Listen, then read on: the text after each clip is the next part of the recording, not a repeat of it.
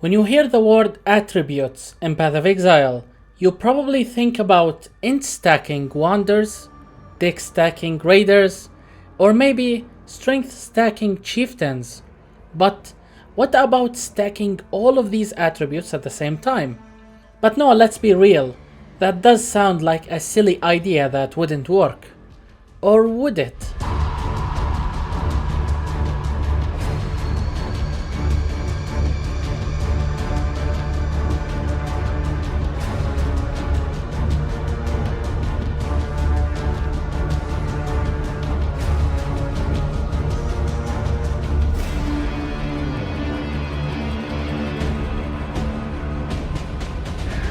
Somehow I managed to make it work in this build, and it has quite the decent amount of damage as well.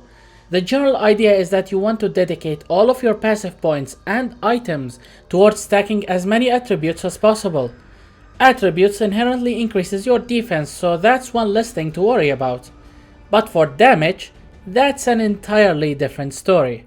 You see, any build can be tanky, but if your damage is too bad, then that's basically the end of story. And it's already hard enough to get a decent amount of damage in a build that already focuses on a single type of attribute. So how about all three of them at the same time? Well, there is a single Ascendancy that solves that issue for us by granting us like 300% more damage by its own. It is Inquisitor. First and foremost, we have Righteous Providence. This one boosts your crit chance based on your strength or intelligence, whichever one is lower. Now, when your lowest attribute is already above 1000, it will be pretty much a guaranteed crit on every single one of your hits without the need of investing into crit chance or getting help from flasks. From here we take one of the strongest nodes in Path of Exile, and that is Inevitable Judgment. You see, in any elemental based crit build, this node basically gives you 1% more damage for every 1% crit chance you have. It is basically double damage for us since around 90% of our crit chance is coming from the Ascendancy on its own. From here we take Augury of Penitence. This node further increases our damage against enemies that are close to us by making them take more elemental damage.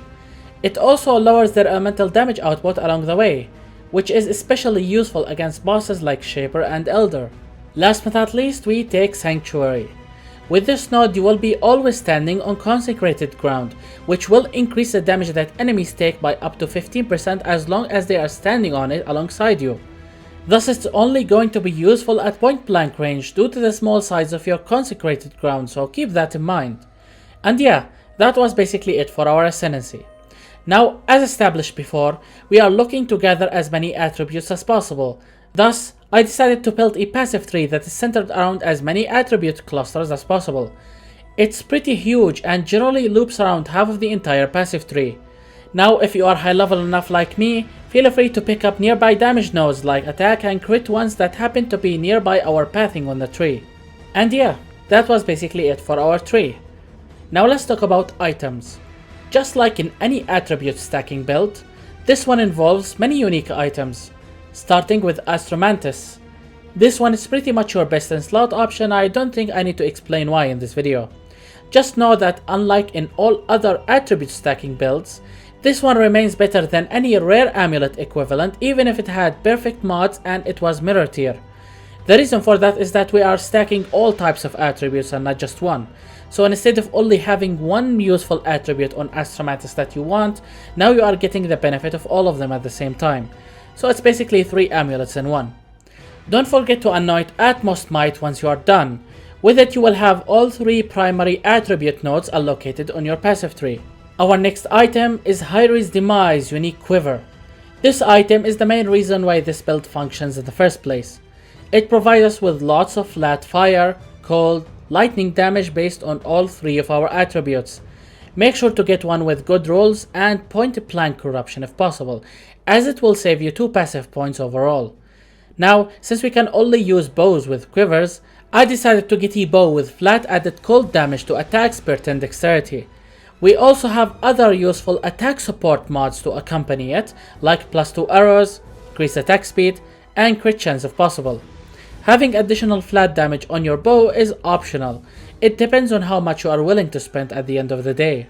Anyway, our next item is Cyclopean Coil. This build is not only best in slot option, like our amulet, but it's also better than any mirror tier equivalent on the market.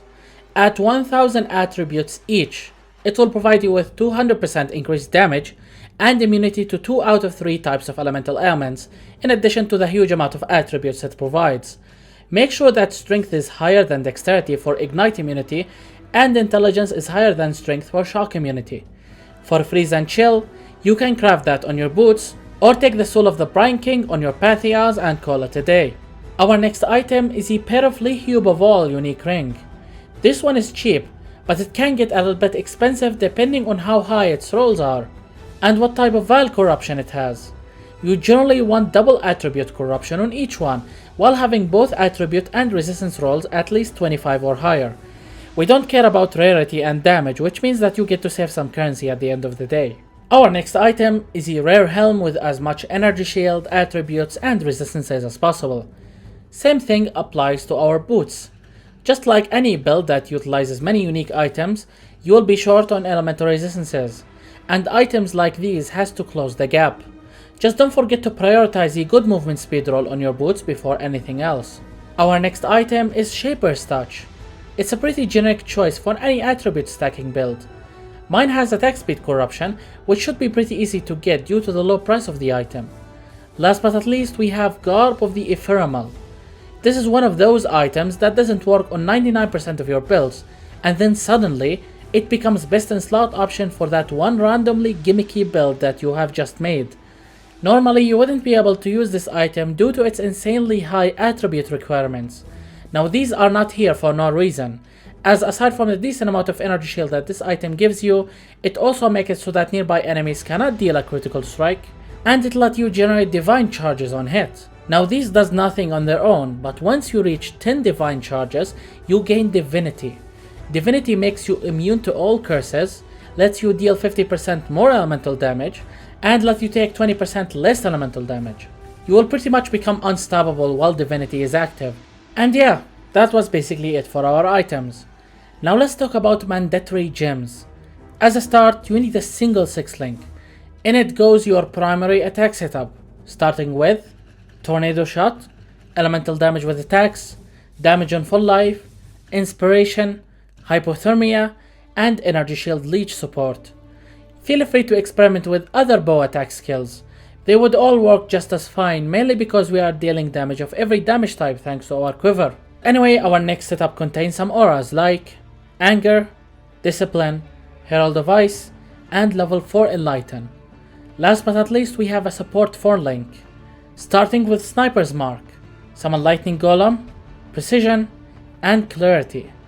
Feel free to refer to the BOB link down in the description for full details on my gems and their links. Alright, now let's talk about jewels. Starting with our Watcher's Eye.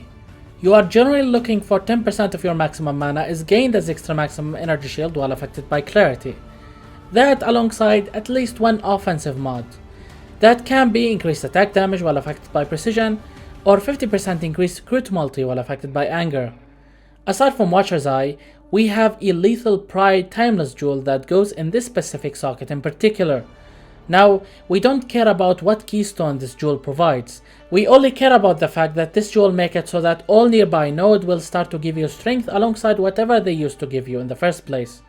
Now, nearby notables will give you random stats depending on the role of the jewel, so you will have to divine it a couple of times until you get a result that you are satisfied with. Another unique jewel that we are using is Emperor's Mastery. This one is considered more of a luxury upgrade rather than something mandatory. It is expensive obviously, so keep that in mind. But aside from unique jewels, any remaining socket you have left should be filled with a normal rare jewel like this one. Both attributes and resistances takes top priority, then as many damage modifiers as possible. This comes in the form of increased attack speed and or attack damage with bows. We don't care about having energy shield on our jewel because we already get lots of it from our attributes. Last but not least, we help Alira for bandits, and for Pantheons, you take the Soul of the Brine King for the majors, and the Soul of Krothkol for the minors. And yeah, that was basically it for our gimmicky all attribute stacking build. If you guys have enjoyed it, then make sure to leave a like, and maybe even subscribe so you don't miss out on any future build guides like this one. My name is Phoenix, and I will see you all in the next video.